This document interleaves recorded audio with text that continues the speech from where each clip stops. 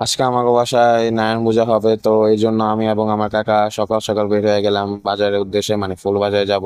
এবং যেহেতু কালকে রাতে খুব বৃষ্টি হয়েছিল, তো রাস্তা পুরোই কাদা কাদা, এবং আমি একটা যেহেতু স্যান্ডেল পরছিলাম, আজকে আমার পুরো পাশে শেষ ভাগে বুঝছি। তারপর বাসার থেকে রিক্সা নিয়ে চলে আসলাম বাজারের উদ্দেশ্যে, বাট মনে পড়লো যে আমাদের মন্দিরে একটা ভোগ দিতে লাগবে, তো আমার কাকাই বাজারে চলে গেছে এবং আমি মন্দিরে এসে পড়ছি।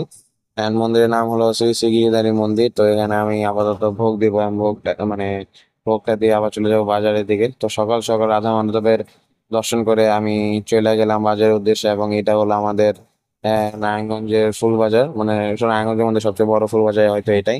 এবং এখানে প্রায় অনেক প্রকারই ফুল আছে, আপনারা চাইলে এখান এখান থেকে নিতে পারেন। এবং এখান থেকে আমি আমি এবং আমার কাকা এখন ফুল কিনবো।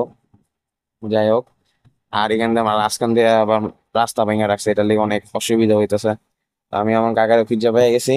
তো এখন ফুল কিনা প্রায় শেষ। এখানে মালা কিনা হয়ে গেছে, এখন ফুল কিনা প্রায় শেষ। ফুল কিনা এখন আবার চলে যাবো ফল কিনতে। গত রাতেও ফল কিনছিলাম কিছু, বাট এখনো কিছু কিছু ফল বাকি আছে, তো এসে বললাম ফল বাজার আবার এটার সাথে ফুল বাজার সাথে ফল বাজার।